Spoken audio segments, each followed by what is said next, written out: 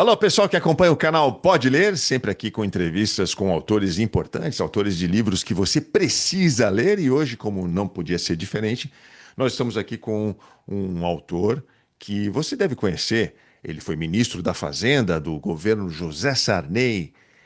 Ele também é um consultor bastante respeitado no mercado, economista, escritor, e vai falar com a gente o autor do livro O Brasil Ainda Pode Ser um País Rico? É uma pergunta. Ministro Mailson da Nóbrega, o que que é ser rico? Eu achei que o Brasil já fosse um país rico. Nós não somos ricos? Olha, para padrões internacionais de hoje, não, né? Então, o Brasil tem uma renda per capita hoje de perto de US$ 10.000. Há 100 anos, com essa renda, o Brasil seria um país rico. Hoje, país rico tem renda per capita de 60, 70 ou mais dólares por ano. O Brasil, portanto, não é um país rico, ele é um país de renda média. Ele deixou de ser um país pobre, passou a renda média, mas ainda não é um país rico. Esse salto a gente ainda não conseguiu dar. O livro é uma delícia para quem gosta de história, para quem, claro, está preocupado com a situação do Brasil, com a economia. Tem um conteúdo fascinante. Eu queria que o senhor falasse um pouco da China. O senhor tem dois capítulos do livro aqui dedicados à China. Sim, Como é que o senhor define a China hoje, Mailson? É o socialismo que deu certo ou é um capitalismo disfarçado ali? eu acho que está mais para capitalismo disfarçado, né?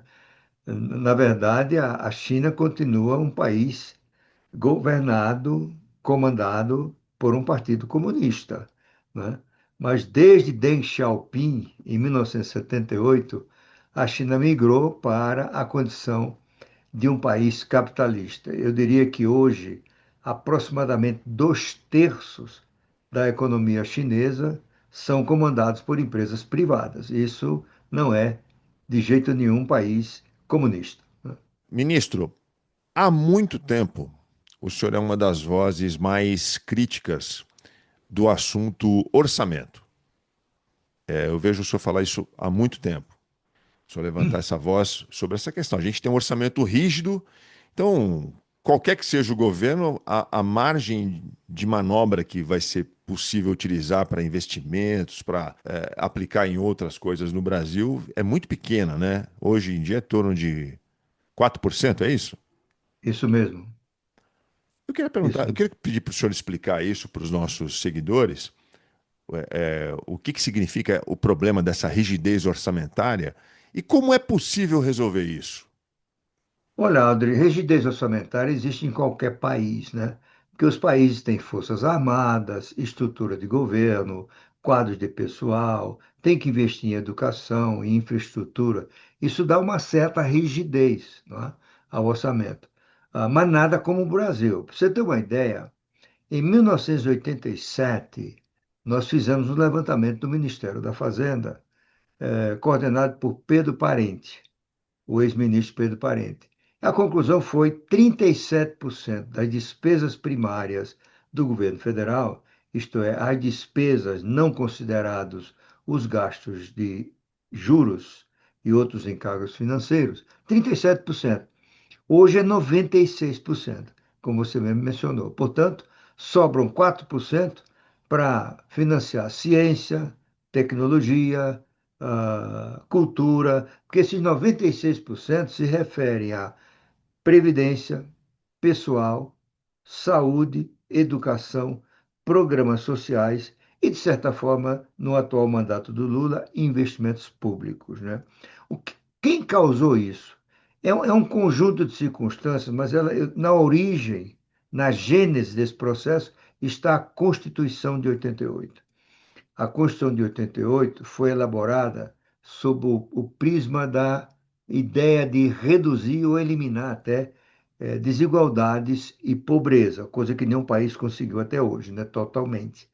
E como é que os constituintes buscaram esse objetivo? Através de gasto público, ou seja, aposentadorias generosas, vantagem para servidores públicos e a vinculação de recursos de impostos à saúde e educação. Nenhum país faz isso, né? a função mais nobre de um parlamento, sobretudo depois da Revolução Gloriosa Inglesa de 1688, é definir prioridades em um orçamento anualmente aprovado. Aqui, os constituintes e depois dele os deputados e senadores pugnaram, aceitaram a ideia de que você tem que garantir dinheiro para a educação e eles não se sentem capazes de fazer isso anualmente. É uma confissão. Portanto, eles decidiram, para sempre nós vamos gastar 18% dos impostos federais em educação, 25% dos estados e municípios, né? Isso significa uma prioridade eterna. Será que daqui a 100 anos a prioridade do país será a educação? Provavelmente não, tá certo?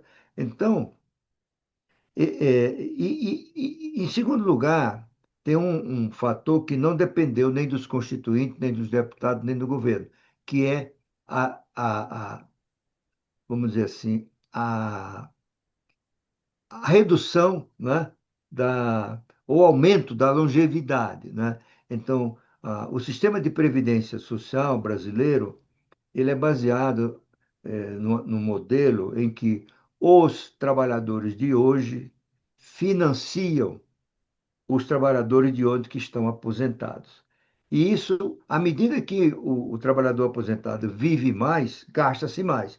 E nunca se reajustou para valer, né, essa parte da receita. Né? Então, o gasto de previdência social, para você ter uma ideia, Alder, ele equivalia a 4% do PIB em 1987. Hoje ele se aproxima de 12% do PIB. E o PIB nesse período aumentou várias vezes, tá certo? Então, realmente, é o maior desastre fiscal, né, da história brasileira, essa história de o Congresso gerar essa aposentadorias e pensões generosas. E os governos do PT, eles têm como objetivo, né, quase sempre, encontrar maneira de gastar mais. Ou seja, eu procuro criar o máximo de programas para beneficiar os pobres, para beneficiar os desvalidos. Né?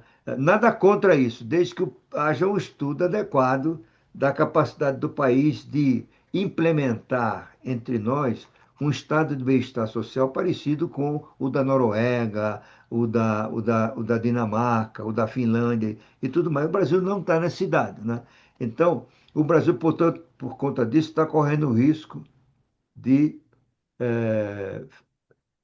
ficar pobre, né, para sempre. Né? Ou seja, esse é um problema grave. Claro que um dia nós vamos resolver isso, não vai ficar pobre para sempre. Né? O senhor tem essa Então, esperança? tenho esperança.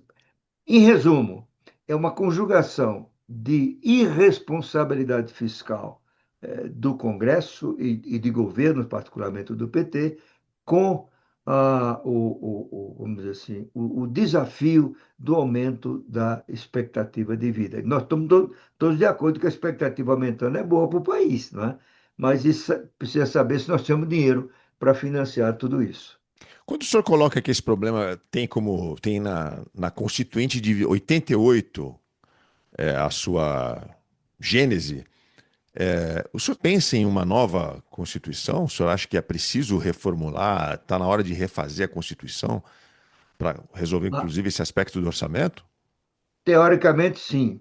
Mas se me perguntarem, eu não desaconselharia essa medida, né? Embora tenha muita gente defendendo que é hora de fazer uma Constituição, ela está toda bagunçada com 140 emendas O constitucionais. senhor não tem Quando você... medo de uma nova Constituição? Aí o senhor olha para os deputados que estão lá. O senhor vê Pois Nicolas é, Ferreira, aquela turma louca ali. Imagina uma Constituição, uma Constituinte com essas pessoas. Como é que ia ser? mais do que... Você tem toda a razão. Além disso, o que levou os constituintes de 88 a gerar esse desastre fiscal não foram somente eles, foram os grupos de interesse, os grupos organizados da sociedade, né? Que foram lá e fizeram o lobby e conseguiram. Esses grupos estão mais organizados hoje do que em 87, 88. Portanto, uma constituinte hoje para refazer a Constituição e tentar resolver esse problema tende a piorar a situação. Portanto, a saída é a mudança gradual através de emendas constitucionais ao longo do tempo. Falando em grupos de interesse, ministro, um livro que eu sei que o senhor leu, que é o Brasil, o País dos Privilégios, do Bruno Caraza. E o senhor estava respondendo, estava lembrando do livro. Aliás, um excelente livro, fica aqui a recomendação. Além do livro do ministro Mailson da Nóbrega, O Brasil Ainda Pode Ser um País Rico. Leiam também o livro do Bruno Caraza, que é muito bom. E ele fala sobre esses grupos de privilegiados aqui no nosso país, que estão há muito tempo com a força dos seus lobbies controlando o destino do país, né? Do orçamento. Esse é um nó bem complicado de desatar, não é, ministro? Como é que a gente. O senhor falou agora do PT, que é um partido que tem na sua mentalidade o gasto público como um impulsionador da economia, né? Essa é uma crítica antiga que se faz ao PT, o senhor está reforçando ela aqui. Mas e a questão dos privilégios? Não há muito dinheiro sendo destinado para grupos aí que têm privilégios há muito tempo. Não era hora disso ser revisto também, ministro? Olha, em primeiro lugar, eu diria que eu gostaria de dizer que eu li o livro do Corazza e escrevi usei a minha coluna na Veja para elogiar essa obra dele que é espetacular, tá certo? É mesmo. Em tese é possível, né? Depende muito de capacidade de mobilizar o país e o sistema político contra esses privilégios, né? Em segundo lugar, convencer o país que eles são danosos ao nosso desenvolvimento. Eles produzem desigualdade, né? Inclusive, eu estou preparando agora uma coluna na Veja para tratar desse assunto, para condenar especialmente essa ideia de que penduricalho não paga imposto de renda. Isso é gasto indenizatório, tá certo? Então, é, eu acho que isso é fácil de fazer, digamos assim, teoricamente, é estabelecer uma regra com um conjunto de recomendações que diga o seguinte: primeiro, o teto de gasto do funcionalismo público, né, que é o do ministro do Supremo, 46 mil e pouco, ele incide sobre qualquer coisa, excluir apenas diárias, porque nas diárias a pessoa viaja mesmo. Ela paga hotel, ela vai a restaurante, o resto é dinheiro para procuradores, juízes, funcionários do Congresso, né, disfarçado de gasto indenizatório, tá certo? Eu costumo citar, e vou citar novamente nesse artigo, uma frase que eu ouvia muito de um funcionário da Receita Federal. Para Receita Federal, na questão do imposto de renda, não importa como o dinheiro é ganho, ele pode ser num ambiente de ar refrigerado de um escritório ou a 2.000 metros de profundidade numa mina de carvão. Então, para a Receita Federal, tudo é tributável. Essa diferença de ambiente tem que ser resolvida, se for o caso, em outro departamento, não na Receita Federal, tá certo? Portanto, você pode chamar do que chamar, peru de Natal, como se chamou aqueles 10 mil reais que o Tribunal de Justiça de Mato Grosso concedeu ao juiz no Natal de 2024, né? Você pode chamar de tudo, mas tudo é tributável, né? Número um. Número dois, tudo conta para a observância do teto. Se essa regra simples for adotada, né, é, se- até de forma, numa emenda constitucional, porque seria mais vigoroso, né? Aí não tem jeito. Pode chamar do que chamar, é para comprar livro, é para tirar férias, é para comprar férias, tudo isso é renda. E essa renda conta para a observância do teto. Com essa regrinha simples, desaparece toda essa bagunça, tá certo? Salários mensais de 120 mil reais, que a gente vê quase todo dia na imprensa, atrasados de 1 milhão de reais, que a gente vê dia sim, outro também, né? Isso tudo acaba.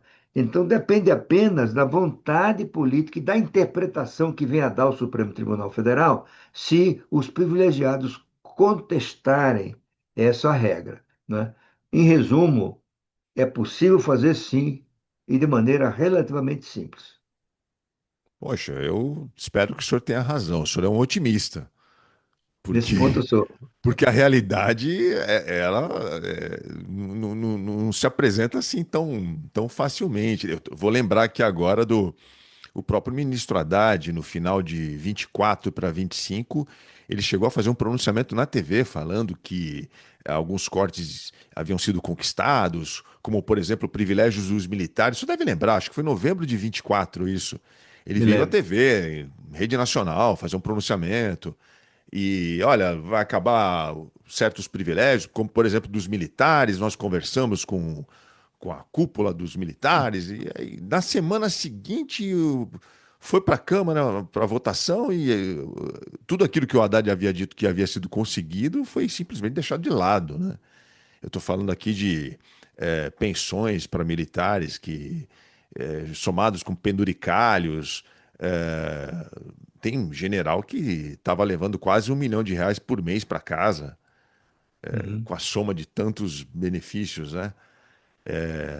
O Congresso tem que mudar isso, mas o senhor vê capacidade desse Congresso, pelo menos, se interessar em discutir esse assunto? Eu acho que existe um núcleo muito pequeno no Congresso que é favorável à mudança radical para a eliminação desses privilégios, né? Mas o Congresso não é sozinho, como a gente sabe, né? Muito do que o Congresso decide depende da liderança do presidente da República, depende da sua capacidade de articulação pessoalmente ou através de seus líderes no Congresso e de alguns ministros, como da Casa Civil, das relações institucionais, né? Então, depende de quem seja o presidente da Câmara, de quem seja o presidente do, do Senado, que sejam políticos que não apenas abracem a causa de acabar com os privilégios, mas tenham a capacidade de convencer seus pares de que isso é bom para o país. A gente falou aqui do ministro Haddad, ministro Maílson da Nóbrega, eu queria a sua avaliação. Haddad está deixando agora o Ministério da Fazenda. Qual a sua avaliação do trabalho da equipe econômica do ministro Fernando Haddad neste terceiro mandato do presidente Lula? Olha, eu diria que o Fernando Haddad superou as expectativas, né? Havia um receio muito grande de que ele seria um ministro do tipo Guido Mantega, por exemplo, né? E ele não foi, né? Havia o receio de que o fim do teto de gastos gerasse o liberou geral para a despesa pública e ele defendeu o arcabouço fiscal. O arcabouço fiscal se tornou inviável, né? Porque foram feitas várias exceções, né? Aliás, essa é uma característica da sociedade brasileira que o economista Marcos Mendes gosta de mencionar. Nós, brasileiros, não gostamos muito de regra, tá certo? Se você cria uma regra, você acha um jeito de achar uma exceção, tá certo? Porque tem um caso singular que você Certeza. fica penalizado e tudo mais, né? Ah, o Haddad, portanto, ele foi, nessas circunstâncias, um ministro que superou as expectativas, né? E, claro, ele tem aquele discurso do PT, ele tem que mostrar para o PT que ele é petista, né? Então, ele criticou o Banco Central, vez por outra, pela taxa de juros, e ele disse que tem o direito de criticar. Ter direito tem, mas não é o padrão, tá certo? Não é o padrão de ministro da Fazenda em todo mundo criar a percepção de que ele não gosta do trabalho do Banco Central, que ele critica o trabalho do Banco Central, tá certo? Isso gera a interpretação de que o governo está se preparando para intervir no Banco Central, mandar o Banco Central baixar a taxa de juros na marra ou até eliminar a autonomia operacional formal do Banco Central. Claro que tem exceções. Nós temos hoje um ministro da Fazenda americano, o secretário do Tesouro, né, que também fala mal lá do Banco Central. Mas isso é decorrência da disfuncionalidade do governo Trump, né? Ele é um governo caracterizado por um sujeito complicado, que tem visões de mundo absolutamente equivocadas, é ignorante em questões econômicas, acha que pode mandar no Banco Central, acha que o Banco Central devia baixar a taxa, o Fed, né, devia baixar a taxa para 1%. Os seus assessores econômicos criticam o Federal Reserve e o secretário de Tesouro também, né, o Bessent. Mas isso é uma exceção na história americana, né, e uma exceção entre os países ricos. Eu acho que o Haddad tinha tudo para não quebrar essa regra no período dele. Ele quebrou, né? sob a alegação de que ele tem o direito. Ele tem, mas não é aconselhável que o ministro. É a única crítica que eu faço a ele, né? Aqui e acolá ele tem o discurso petista, né? O discurso petista de que eles estão lá para resolver os problemas sociais, que talvez não tenha problema fiscal e assim por diante. Mas, no geral, eu acho que ele fez uma boa administração. Ministro, falando aí em taxa de juros, eu sou um leigo, não conheço esse mundo, não conheço ninguém do mercado financeiro, não tenho nem dinheiro, ministro. Eu quero saber o seguinte: por que que a gente está com essa taxa de 15%? Quem é o responsável por isso, ou quem são os responsáveis? Por que que acontece isso? Porque realmente, né, 15% ao mês é uma taxa difícil de você apostar em crescimento no país com uma taxa de juros a 15%. Ou estou falando bobagem? Por que que nós Não, não chegamos a está. esse patamar e quem são os responsáveis por isso? A culpa é de Olha, quem? bom, primeiro para corroborar o que você disse, o país não aguenta 15% de taxa de juros Pois por um é. período prolongado. Ele vai de quebrar todo mundo, né? Ela se justifica temporariamente. A taxa de juros alta no Brasil, ela tem várias explicações. A primeira é que o crédito no Brasil, só uma parte responde à ação do Banco Central. 40% do crédito no Brasil pode ser a taxa Selic que vier, a taxa da operação é a mesma, crédito rural, pequena e média empresa e assim por diante, né? E o papel do Banco Central numa política monetária moderna é influenciar expectativas dos agentes econômicos e, ao mesmo tempo, em períodos de inflação, quando a inflação está subindo, ele adotar um aumento da taxa de juros como instrumento para reduzir o consumo. Ou seja, o crédito fica mais caro, as pessoas pensam duas vezes se comprar a casa própria, se vão comprar, renovar o seu automóvel, se vão fazer uma viagem de férias. E a redução do consumo, ela força uma queda da inflação. Tá certo? Sucede que no Brasil, como eu te falei, a taxa Selic incide só sobre 60%. Eu tenho usado uma metáfora. Imagine, Aldrin, um sistema hidráulico de dois canais para jogar água numa caixa d'água. Tá certo? Então, se um canal está entupido, ou quase entupido, a potência da bomba no canal livre tem que ser o dobro. Tá certo? Então, só por aí, o Brasil já tem que ter uma taxa de juros mais alta. Segundo lugar, a inadimplência e o papel do judiciário nesse processo. O judiciário brasileiro, de modo geral, ele não foi preparado, os advogados que se tornaram juízes não foram preparados para entender o impacto das sentenças, das decisões deles sobre a atividade econômica, né? Está mudando agora, muitas universidades estão criando cursos de análise de direito, análise da economia do direito nas faculdades no Brasil, mas os juízes que tem hoje foram formados noutra área. Ele tende a ser anticapitalista ou ignoram, né? E eles tendem a se mover pelo sentimento. Ele fica com pena do devedor, ele acha que o banco é um abutre e tal. Então, ele vai decidindo contra os bancos, tá certo? Isso cria uma situação os economistas chamam de moral hazard, né? Você acha que, o devedor acha que sempre alguém vai salvar ele, e quem salva ele, porque ele não pode pagar, é o judiciário. Você ter uma ideia, a estatística mais recente que eu conheço diz o seguinte: ah, quando uma operação de crédito é atrasada, o cliente não paga, os bancos recuperam só 13%. Ou seja, eles perdem 87% que é emprestado. Para você ter uma ideia, no Reino Unido, isso é 80% são recuperados. Então, esse custo ele é repassado naturalmente para a taxa de juros. Porque se os bancos centrais não cobrarem de quem pagou, eles vão quebrar. Os bancos, né? Eles vão quebrar, porque vão ter prejuízo permanentemente. Então, a taxa de juros responde, portanto, a esse problema de inadimplência. Tá certo? Em terceiro lugar, tem a questão fiscal, ou seja, a percepção de que o Brasil está numa trajetória em que ele vai chegar a um ponto de não poder pagar a dívida, que é uma trajetória, né, dessa relação entre a dívida e o PIB, que é o principal indicador de solvência do Tesouro, ela vem crescendo sistematicamente. Por exemplo, ela era 50% no governo Dilma e este ano vai chegar a 84%. O que é que isso quer dizer? Emprestar para o Tesouro fica cada vez mais arriscado. Certo? E como é que os investidores que compram do Tesouro reagem? Aumentando o prêmio, ou seja, a taxa de juros. Né? E isso afeta, né, o custo da dívida, isso afeta, né, as expectativas, tá? E isso influencia no ambiente de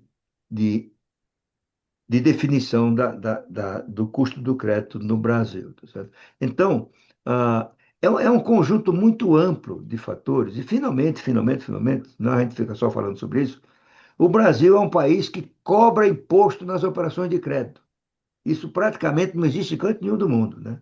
Então a gente cobra na captação, PIS, COFINS, né? Da captação de depósitos a prazo e cobra no crédito, IOF, né? Você paga IOF, então o teu custo fica mais alto. Então esse conjunto, vamos dizer, não sei se eu me lembrei de tudo, explica porque o Brasil tem uma taxa de juros alta, a das mais altas dos países emergentes. Não é porque os bancos são gananciosos, eles até são, tá certo? Procuram ganhar dinheiro. Não é porque o Banco Central é um cara malvado, né, que está ali para defender os bancos, né, como alguns petistas tentam transmitir à sociedade, que é uma coisa de conspiração de Banco Central com banco para ferrar os tomadores de crédito. Não é nada Não disso. tem não tem Existe. um grupinho de WhatsApp com os banqueiros do Brasil reunidos ali. Não tem, Vamos agora não tem. aumentar a taxa de juros. Não tem isso, né? Isso, é. Ou seja, é um conjunto amplo de fatores que situa o Brasil como caso único no mundo. Não tem nada parecido no mundo nessa constelação de fatores que faz com que a taxa de juros seja muito alta no Brasil. Mas o senhor também é um consultor muito requisitado.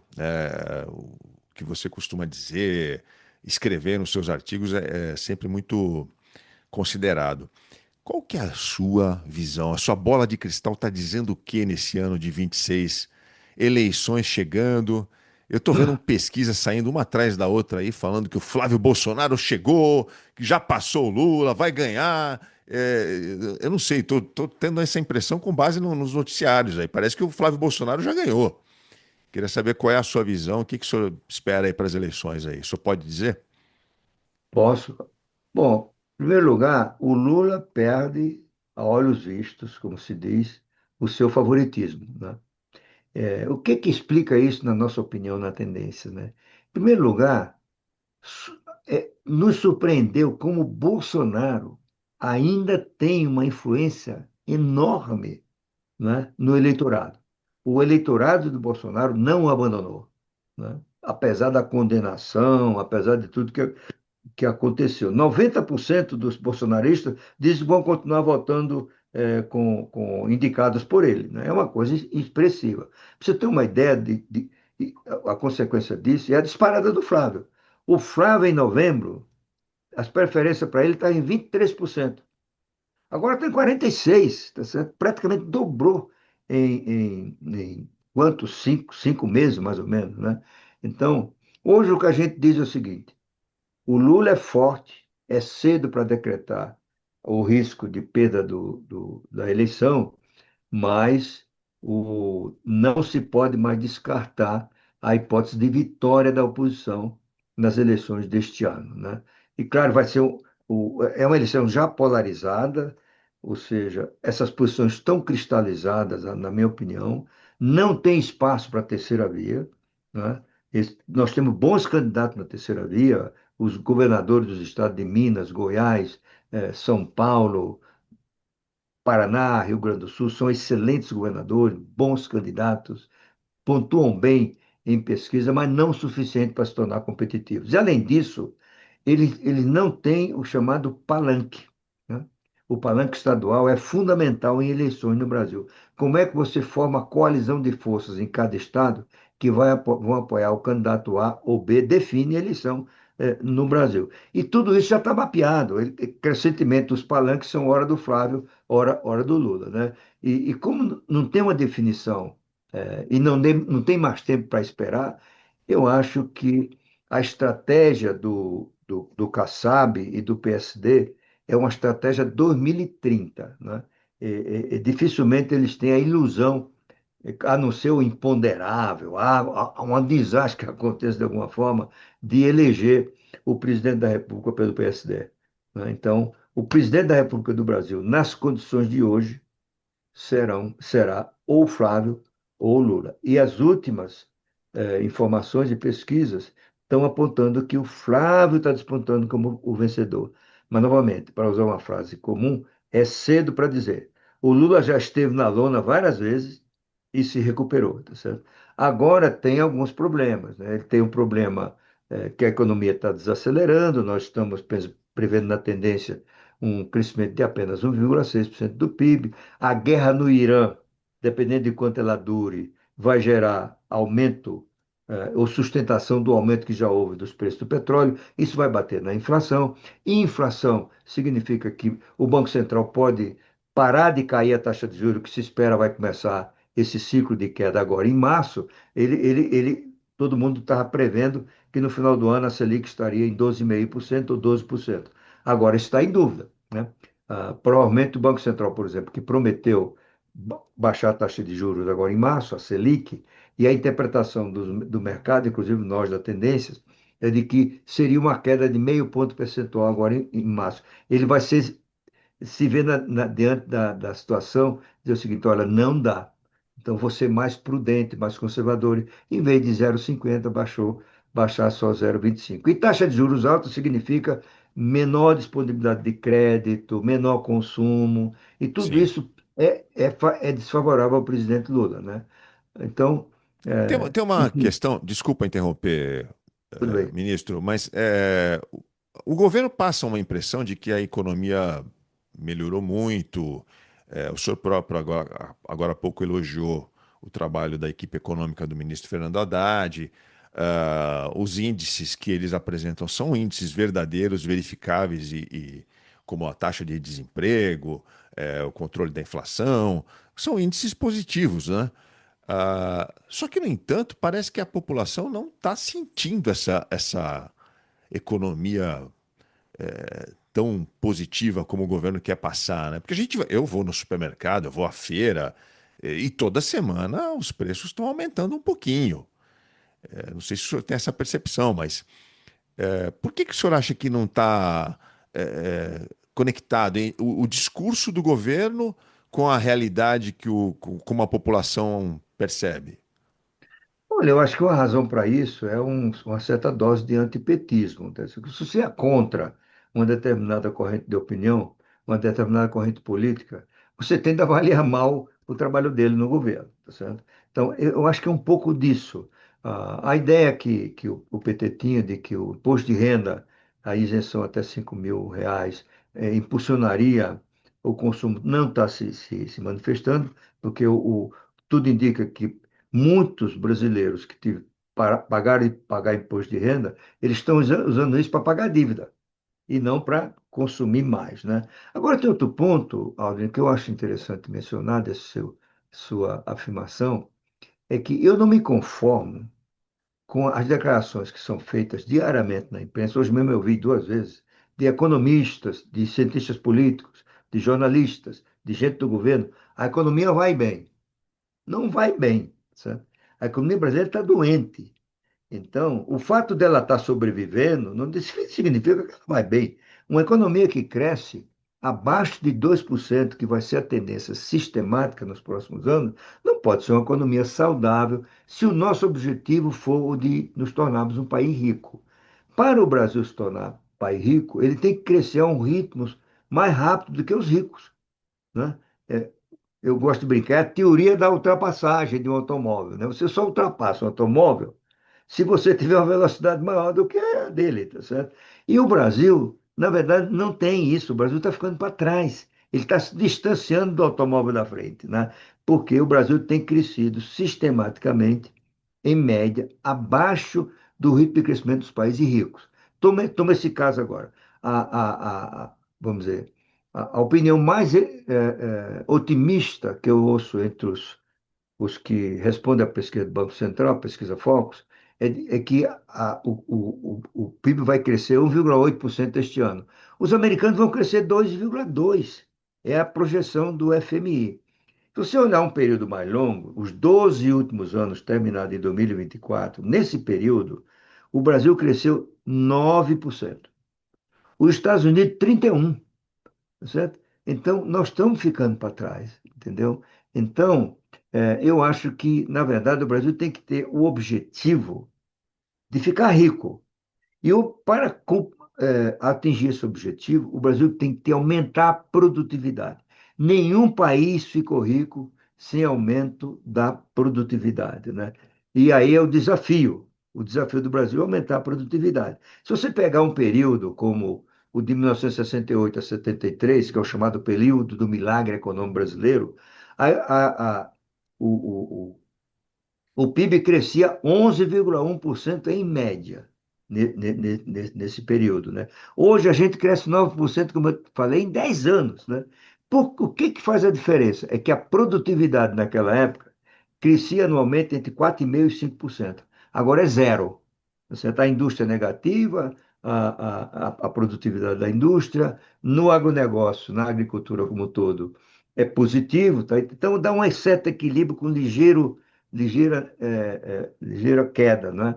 Então, sem ganho de produtividade, o Brasil nunca vai ser um país rico, certo? Ele tende a patinar, né?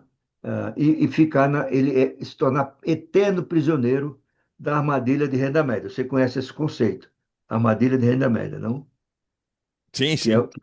pois é, que vale explicar para os seus telespectadores e ouvintes, né? Existem três classes de países.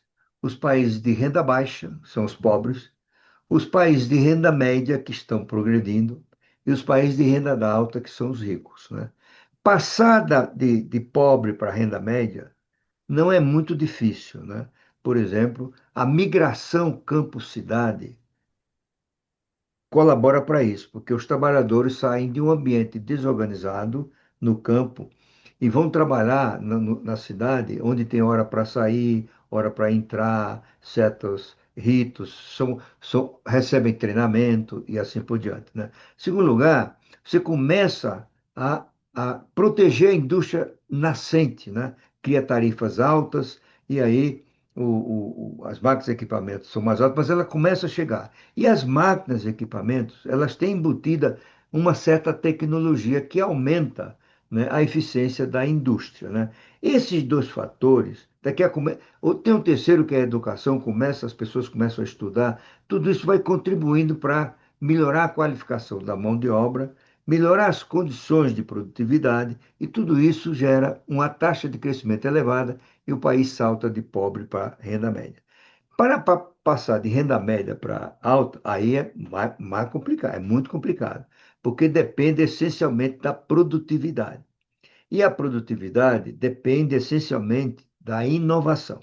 E a inovação depende essencialmente da educação. Então, os países que ficam prisioneiros da renda média é que eles não conseguem superar essas dificuldades, que é o caso típico do Brasil, tá certo? O Brasil continua sendo um país de sistema tributário complicado, não tem educação de qualidade, a infraestrutura não é a melhor possível, né?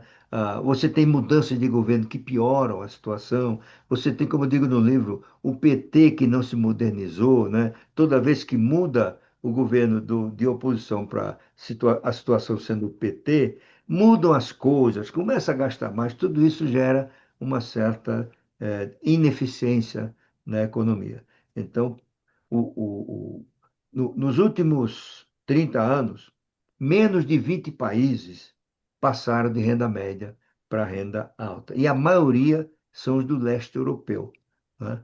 Que saíram do comunismo e implantaram o capitalismo, eles começaram a crescer rapidamente, né? Aqui na América Latina, depende da estatística, talvez o Chile já conseguiu sair da situação de renda média e virou um país rico, né? Mas algumas estatísticas, alguns estudos dizem que não. América Latina, nenhum. Eu acho que se pode classificar o Chile na categoria já de país rico. O resto, a Argentina provavelmente vai voltar a ser um país rico se o Milei tiver sucesso como ele está tendo até agora, né? Mas o resto não consegue. E o Brasil também não. Mas no Chile há muita desigualdade ainda, não há, ministro? Sim, há muita desigualdade. Tem um problema da Previdência Social, né? As aposentadorias hoje são a merreca, como a gente diz, né? Porque foram depreciadas ao longo do tempo, né? Mas o Chile tem características institucionais de capacidade empresarial, né? De funcionamento dos mercados, Sim, é verdade. parecido com o de país rico. O senhor citou aí, se o Milei tiver sucesso como ele está tendo até agora, o senhor acha que o Milei está tendo sucesso? O povo lá não está sofrendo demais, ministro? Olha, em primeiro lugar, está sofrendo sim, mas você não sai de uma situação de caos, não arruma a casa sem algum custo, tá certo? Então você tem que reduzir gasto, e gasto gera problema para quem se beneficiava do gasto, né? Você tem que aumentar a taxa de juros, você tem que abrir a economia. A economia, quando abre, ela fica mais eficiente, mas muita gente quebra. Muita gente que só sobrevive porque tem uma proteção, tá certo? Então, a Argentina está numa fase de ajuste que tem custos. Mas até agora, o Milei é muito bem sucedido, né? Você pode criticar, e eu critico, né? A maneira como ele se comporta, como ele trata as pessoas, né? Mas as Como ele medidas econômicas que ele tem tomado, o senhor considera que estão acertadas? até agora são, tá certo?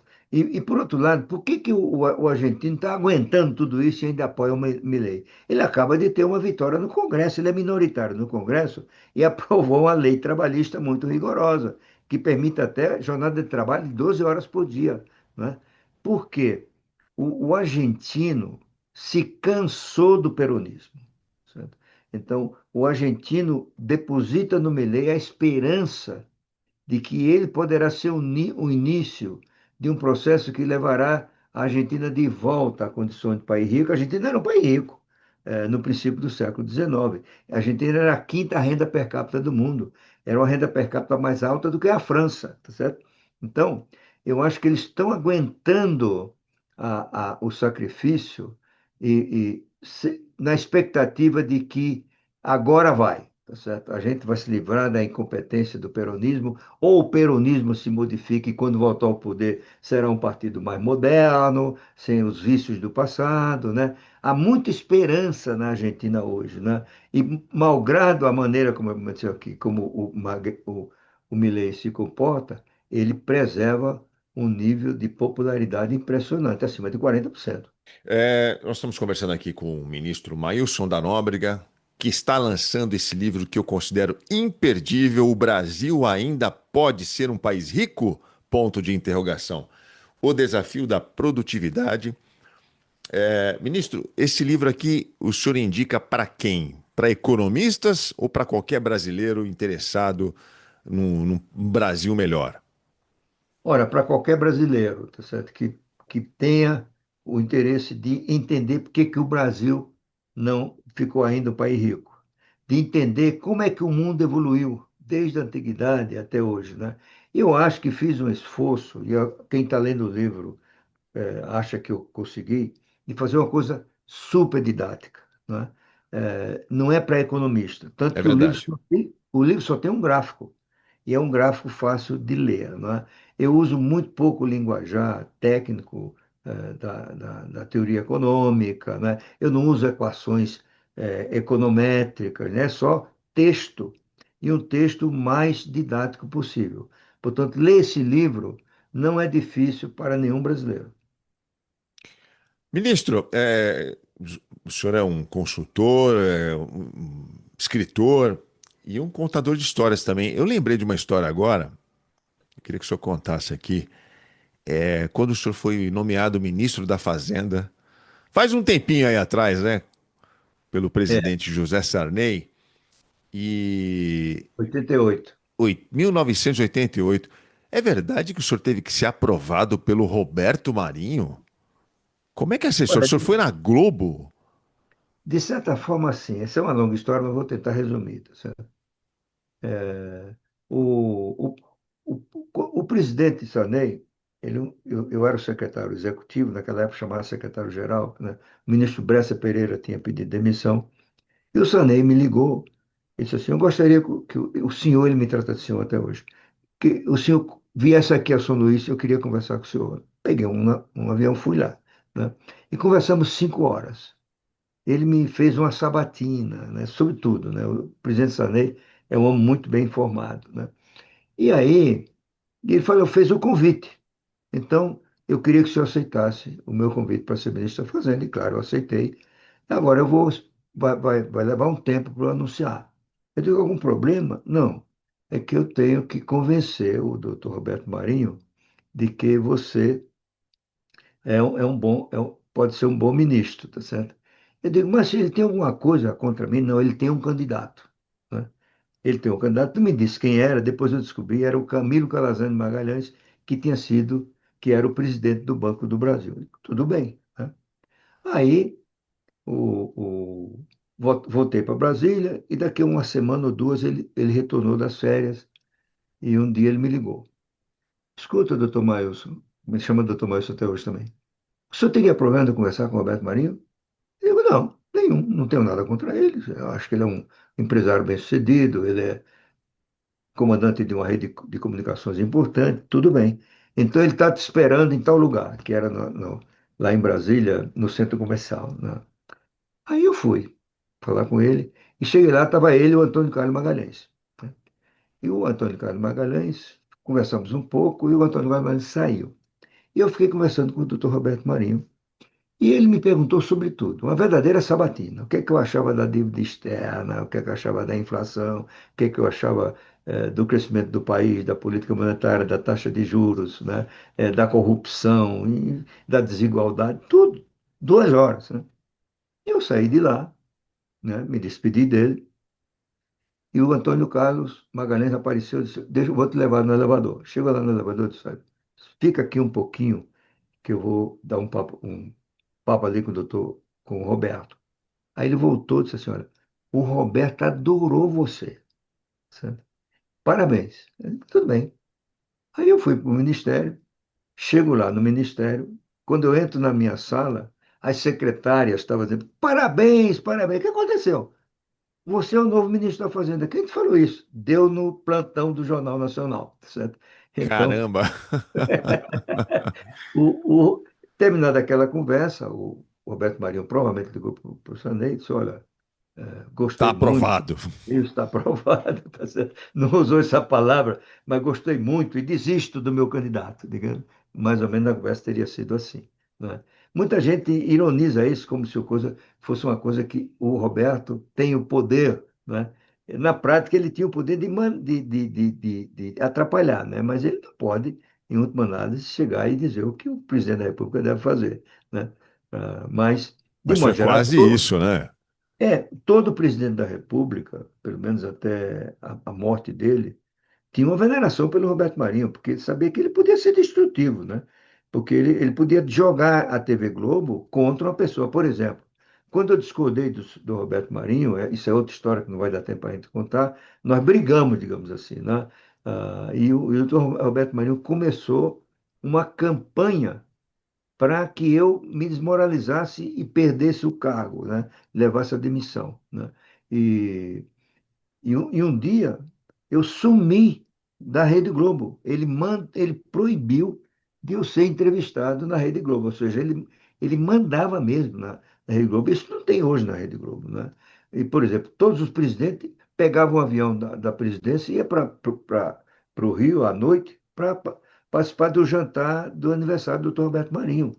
O Fernando Henrique, com todo o prestígio que ele tinha, com todo o respeito que ele tinha, ele nunca deixou de ir para o aniversário do doutor Roberto Marinho. Realmente ele era um homem muito poderoso. Isso tem casos nos Estados Unidos, tem o cidadão Kane, né? Que era um cara Sim. é, que tinha aquela rede que existe até hoje, que era poderosíssima.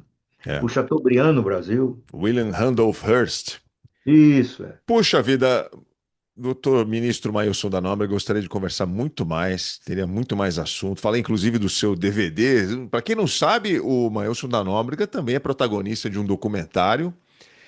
Você foi o idealizador, né? Foi iniciativa sua produzir aquele documentário? Eu estou falando do documentário O Brasil Deu Certo e Agora? Na verdade. Eu tinha escrito minha autobiografia e eu tive a colaboração de dois jornalistas, né? Uma era uma jornalista e um jornalista. E as jornalistas, agora você tem uma história, tá certo? A gente podia transformar isso num documentário.